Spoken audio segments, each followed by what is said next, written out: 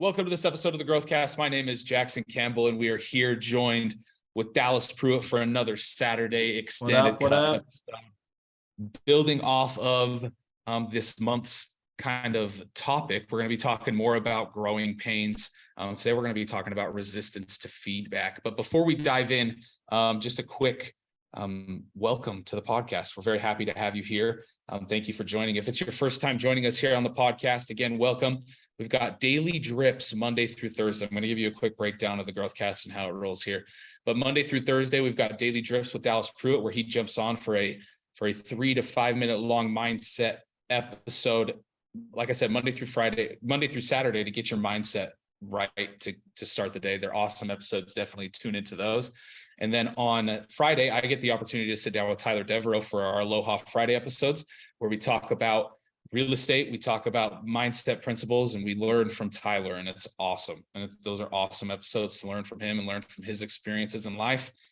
So very, very good episodes. Definitely tune into those. And then on Saturday is the episode you're listening to right now, or the extended cut episodes, where I get to jump on and interview Dallas about a mindset principle, and we get to kind of open up the floodgates on a certain principle. So like I said, this month we've been talking about growing pains.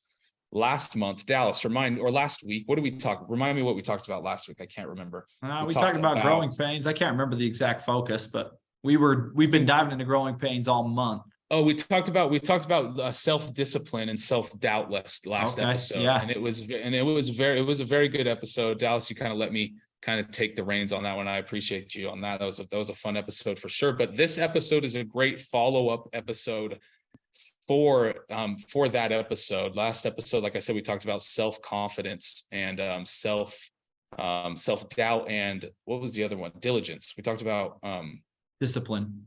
Self-discipline. That's the word. Self-discipline. Yeah. Self-discipline. It was cool. We talked about that, but this is almost like the next step to once you've got self-discipline down, and once you've got self-doubt taken care of, and you're really confident in what it is that you're doing, and your disciplines are where they need to be, and you're rolling on those. This is almost that next bit of growing pain that comes with it, which is resistance to feedback. Resistance to feedback. Yeah, that's it. There's definitely some pain that can come there. But Dal, open it up for us, brother. Why can resistance to feedback be a growing pain and potentially impede our growth? Well, there are a lot of factors with that, but I think given just drawn from my own personal experiences, when you hear the truth about something, when you're really close to the fire, you're in it, you're working it, you're doing it, whatever it is, you don't have the best vision on possible tweaks or modifications that could help you do it better, or something you're doing wrong in the midst of all the right that you're doing, a blind spot that you haven't been paying attention to, a part of your life, whatever it is. But when somebody brings that up, I think there's this inner voice for me that just wants to protect me. It's like, no, I don't accept that. That's not true, right? Like a denial or whatever. And really what I'm saying is, like, I've felt my ego hardcore in those moments when somebody comes at me with a piece of feedback, genuinely trying to help me, right? It stings, dude. Like, it really just hurts a little bit to sit in truth. Before it's liberating, I think it stings. Before it's freeing, it hurts. And chances are it's in that moment. Yeah, it's in that moment. Like, you have to really kind of like buckle down if you really want to grow, and just like sit in that hurt for a minute and like accept it. And I don't know if our brains naturally want to do that. No, they don't. And you know that. Like, the alligator brain is going to want to try to protect you from any sort of pain that's coming there. So yeah, you're right, dude. It's not natural to like receive that feedback, feel that pain, and then learn from that pain. It's not natural. It's definitely a skill that you have to develop and create for yourself, for sure. But I wanted to talk about one thing that you brought up there. Really, I wanted to hone in on it was your ego. You bring up your ego here when it comes to resistance to change and resistance to feedback for in your growth process, right? We talk about growing, and one of the most important steps of growth is that self-discipline that we talked about last episode. But once you get that self-discipline and you are making some traction, there's a lot of confidence that comes with that. There's a lot of confidence that comes with that you're doing, that you feel like you're doing the right thing. But a lot of that you feel like you're doing the right thing, you're seeing the results that you want to see. But a lot of the times we get that mixed up, that confidence mixed up for ego. So when the feedback does come, whether that's from somebody or from our systems giving us feedback that something's not working the right way that it should be working, we're resistant to that change that needs to come from that feedback because we've become so confident in the things that we're doing. Right. So I guess some actionables, or maybe an actionable we could pull out of this is something I want to ask you is how can we run inventory on that, from confidence to ego, from staying true to the plan and keeping your head down, right? Because that's another thing that kind of gets thrown into the mix here too, is you want to keep your head down and trust the process and keep working hard, even if you're not seeing the results that you want to see, or you're not getting the type of feedback you want to receive, but you want to stick to the process and keep grinding, dude. Like, how do we navigate all these things, brother? How do we navigate this to make sure that our confidence doesn't become our ego, but that at the same time we want to stay true to the process and to what we're trying to build?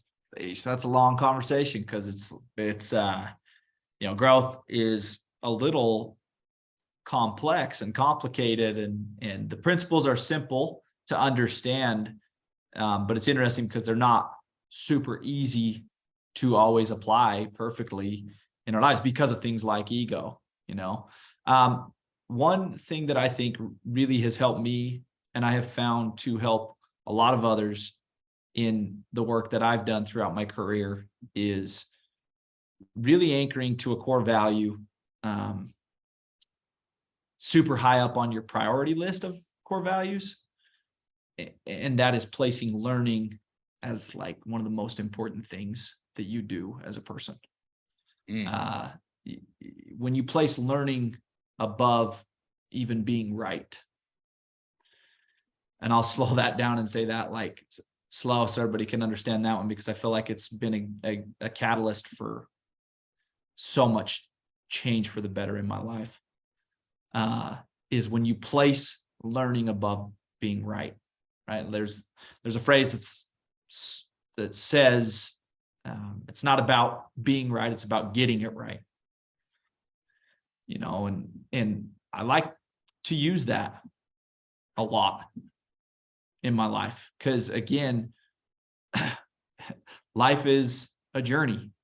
And if I get so fixated on a predetermined point, right, a flag that I've thrown out there on the map, and I lose perspective and sight that there are a lot of different ways to get there, I have found that my life gets more complicated and harder and more miserable and less happy, and frustrating and irritating when I'm not flexible, when I'm not moldable, when I'm not adaptable, when I am not fluid with the one constant, and that is change in this world. When I am not that way, gosh, it is just painful. It is so much more painful for me. So that's why for me, I have always put the core value of learning above being right. But I find myself at times like catching myself like, no, you're trying to prove that you're right now. And because you're so stuck in this trap, you're not learning shit. You are missing all these valuable lessons. It's like it's a part of our journaling system at the Multifamily Mindset. And I think it's brushed across like, oh, cool. Yeah. Lessons, what the lessons I learned today. that is strategic and by design, because learning is a core value of any person who has achieved greatness in their life. Learning, it's a learning mentality. It's lifelong learning. And as adults, I believe we're the worst learners. I believe it gets worse. It gets harder to become a really amazing learner the older you get and you go through these systems that are just polluted with so much garbage in terms of learning and fitting into a box and going to a certain job and doing a specific thing with your life the way someone's told you. You know, the purest form of learning is like a little child. I think as adults, we have to be way more childlike than what we allow ourselves to be sometimes. We have to have wonder. We have to have curiosity. We have to feed creativity. We have to acquire experiences. And that's the beauty of growth. Like that's where that's where all the good comes from. That's where greatness is birthed from, and newness and solutions and like all these things. And so that was a long-winded answer, but it's putting the primary core value of learning above most, if not all other things. It's so, man, that is such a golden nugget. Such a golden nugget, man. I just want to kind of pause on it for a minute because, dude, it really is so true. If you are having a hard time accepting feedback for what it is and for the data that it truly is and for the lessons that it truly teaches, that feedback teaches, chances are you don't have learning high enough on your priority list. Dude, that's such a good actionable and a golden nugget is if you really want to overcome your ego,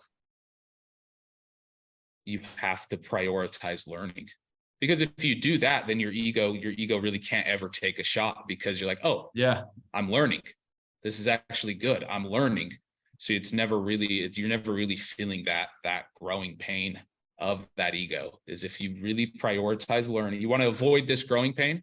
You want to avoid this growing pain of resistance to feedback and the pain that comes with receiving that feedback. Prioritize learning and drop your ego and understand that feedback is there to benefit you and that it's there to help you grow and that it's data and that it's really just life teaching you lessons. Totally. is what that feedback Can is. I drop one more thing before we close this thing out today? It's something that I've actually kind of went to the drawing board a couple times this past week, and I've been trying to kind of develop more around this. And I think change is a really hard thing for people. But in my word bank, in my dictionary in my head, I have wrote down some synonyms for growth. And I live by these things. And two of the most important ones are change and learning, right? To me, growth is synonymous with change and growth is synonymous with learning. If that's true, which it is, I can't resist change. I have to lean into change. And I think that that's a fundamental problem that humanity and just people in general face, especially adults, is, again, we're not great learners because we've went into the box, we've went into the matrix, and they've told us where we're at, we've accepted it, and that my bed is made. My path has been drawn. I can get a little creative here and there, but like for the most part, I know what it looks like. Well, you don't. If you're learning, you don't know everything of what it looks like. You just don't. You have no damn clue. That's the whole point. Like you're figuring it out and it's fun, right? And you can get creative and you can think outside. There is no box, right? But change is hard is something that people say all the time. This I wanted to get back to. Change is hard. It's like the narrative that people tell you, change is hard, change is hard. Change can be hard. It can be. I do not want to, be lightfoot around that. But change is good and change is necessary. And I tell myself those two things all the time. That is the conversation, the most important conversation inside of my head is, Dallas, here's all this data. What are you going to do with it? And remember, your job is to learn, because when you learn, you grow. Grow is synonymous with change. What changes do I need to make? What changes it's not what changes do I need to make, like, need. It's what changes do I get to make? What changes can I make that are going to free me, liberate me, help me get better? And so for that matter, my definition is change is good, change is necessary. And I think that's a belief system that everybody should adopt if they want to thrive in life. And so good. And I think that's where we end this episode. Again, talking about growing pains and how we can combat them. Resistance to feedback, drop the ego, prioritize learning. And that is how you can avoid this growing pain, is to prioritize learning, prioritize growth. You know, Dallas, as you were just kind of not ranting, but going off on that last little bit, it reminds me of the acronym that you always use, bro. Life. Live, implement, fail, and evolve. That's what life's about. So if you're having any resistance to feedback, then you really, if you're having resistance to feedback, then you're just being resistant to growth and change and what it is and becoming that best person that you should be becoming. So Dallas, thank you so much, man. Such a powerful episode. To everybody listening, thank you so much for tuning in. We love you. We love the Growth Cast. We love doing these extended cut episodes, and a big announcement actually coming on the next extended cut episode. So definitely tune in for that. We love y'all. We're grateful for y'all. Have a great rest of your weekend or day, whenever it is that you're listening to this. Take care, y'all. See you guys.